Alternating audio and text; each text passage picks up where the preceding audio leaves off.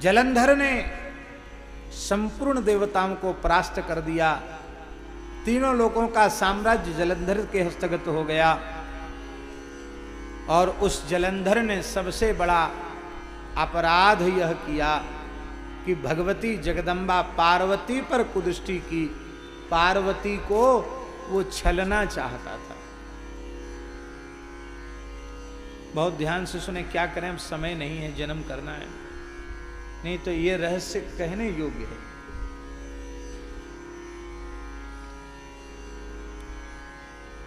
लोग सीधे सीधे कह देते छल करता उठता श्रुत प्रभु सुर कारज की।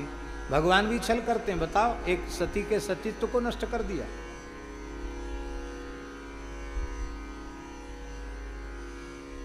यह एक जटिल प्रश्न है और इस प्रश्न के समाधान के लिए पर्याप्त समय की आवश्यकता है। चलते फिरते इसको नहीं किया जा सकता। जलंधर समुद्र से उत्पन्न हुआ है। भगवान शिव के ललाट से जो क्रोध उत्पन्न हुआ है, इसको उन्होंने छोड़ा है, वही जलंधर हुआ।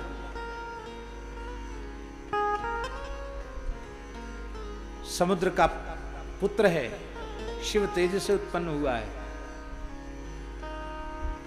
और समुद्र के पुत्र होने के नाते लक्ष्मी जी का भाई बन गया। और लक्ष्मी जी का भाई बन गया तो ठाकुर जी उसके बहनोई हो गए। तो उसने जीजा जी को अपने समुद्र में ही रख लिया, अपने महल में ही रख लिया। बोले जीजा जी अब का है, आप वैकुंठ रहोगे, यहीं रहो। तो जिन असुरों से दैत्यों को भय है, उन विष्णु भगवान को तो उसने अपने महल में रख लिया। और पार्वती के निकट वह जब ऐसे सफल नहीं हुआ तो शिवरूप धारण करके पहुंचा। पर शिव तो शिव ही हो सकते हैं, वो तो नकली शिव था।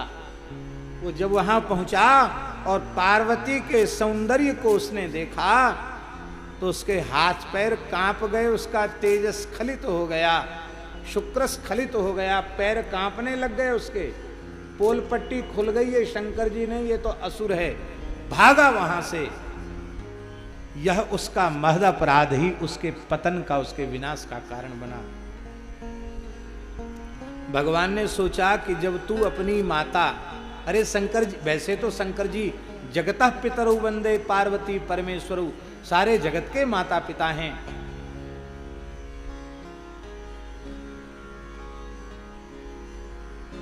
सारे जगत के माता पिता हैं भगवान शिव। पर ये तो साक्षात जलंधर शिव जी के ही तेज से उत्पन्न हुआ है। तो पार्वती तो साक्षात उसकी माता हुई। और जो अपनी माता पर कुदृष्टि करता है, पार्वती के सतीत्व को नष्ट करना चाहता है, तो कर्म प्रधान विश्व रचि राखा, जो जस करी सो तसफल चाखा। जब वो पार्वती के सतीत्व को नष्ट करना चाहता है तो उसकी गृहिणी का सतीत्व सुरक्षित कैसे रहेगा?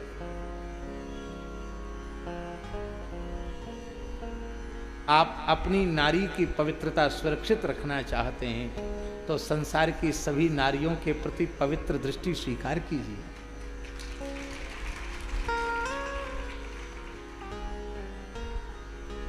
भगवान ने छल नहीं किया।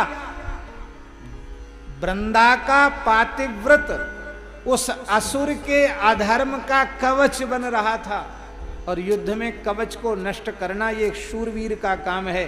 भगवान ने उसके अधर्म रूपी सतीत्व रूपी कवच का छेदन किया। छल कर टारे तासुव्रत प्रभु सुर कारज की।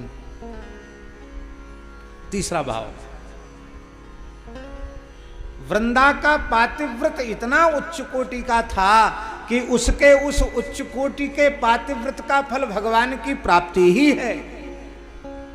पंचम स्कंध में भगवान शुकदेव कह रहे हैं, स्त्रियो व्रतस्त्वाम ऋषिकेश्वरम पतिम।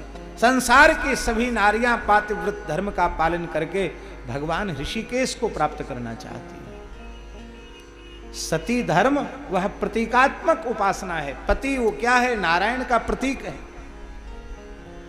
हमारी सनातन आर्य परंपरा में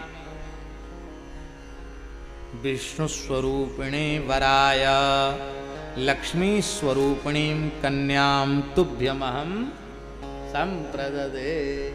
यहाँ किसी वर को देते ही नहीं, यहाँ तो प्रत्येक भारतीय अपनी लक्ष्मी रूपी कन्या को वर रूप नारायण के हाथ में ही देता है। तो संकल्प किसके हाथ में देने का किया? किसी लौकिक पति नहीं, साक्षात नारायण के हाथ में कन्यादान किया गया है। तो ठीक से पातिव्रत धर्म का पालन करे तो भगवान मिलने ही थे। अब वो भगवान को भगवान के रूप में स्वीकार नहीं करती थी, जलंधर के रूप में स्वीकार करती थी। तो अनेक रूपाय विष्णुवे प्रभु विष्णुवे, बोले जब हम सर्वरूप हैं तो जलंधर हमसे बाहर कहाँ से आया? ठाकुर जी जलंधर बन के पहुंच गए और छल कर टारे तासुव्रत। भगवान ने उसको हृदय से लगाया और जब उसको पता चला कि ये मेरे पति नहीं है, ये तो विष्णु हैं, तो क्रोध किया, बोले अपने असली स्वरूप में आओ। भगवान चतुर्भुज हो गए। अरे हो पाषाण हृदय, तुम बड़े निर्दय हो, तुम्हें दया नहीं आई एक सती के सतीत्व को नष्ट करने पर। मैं शाप देती हूं, तुम पाषाण हो जाओ। भगवान बोले देवी प्रेम में मार तक खानी पड़ती है, गालियां भी खानी पड़ती है, प्रेमियों को सब कुछ सहन करना पड़ता है।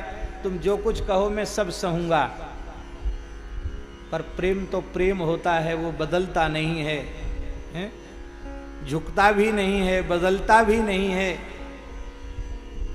तुमने शाप दिया है, मैं सिरोधार्य करता हूं, मैं शालग्राम बनूंगा लेकिन छोड़ूंगा फिर भी तुमको नहीं। तुम्हें तुलसी बनकर मेरी सेवा में रहना। अजहू तुलसी का हरि ही प्रिय। हमारे यहां साधुओं में कहावत है, 4 प्रहर 64 घड़ी, ठाकुर के ऊपर ठकुरानी चढ़ी। ठाकुर शालिग्राम जी और ठकुरानी तुलसी उनके ऊपर ही चढ़ी रहती है। बोलो भक्त वत्सल भगवान की जय जय श्री राम। अब तो लोग पूजा करना ठीक से जानते नहीं। प्राचीन संत तुलसी दल भगवान को चढ़ाते शालिग्राम जी को, पर एक तुलसी दल को चंदन में डुबाकर उनका स्वरूप न बिगड़े ऐसी जगह पर उसको चिपका देते थे। वो इसलिए कि आधे क्षण के लिए भी तुलसी से वियोग भगवान शालिग्राम का होता है तो वे दुखित हो जाते। तो स्नान के समय भी तुलसी दल का आसन देकर उनको बिठाया जाता, क्योंकि उस समय फिर जल की धारा से तुलसी दल चंदन प्रक्षालित होगा, फिर तुलसी से वियोग हो जाएगा। इसलिए वहां भी तुलसी, शंख में भी तुलसी, हर समय ठाकुर जी के निकट तुलसी। बोलो तुलसी महारानी की जय।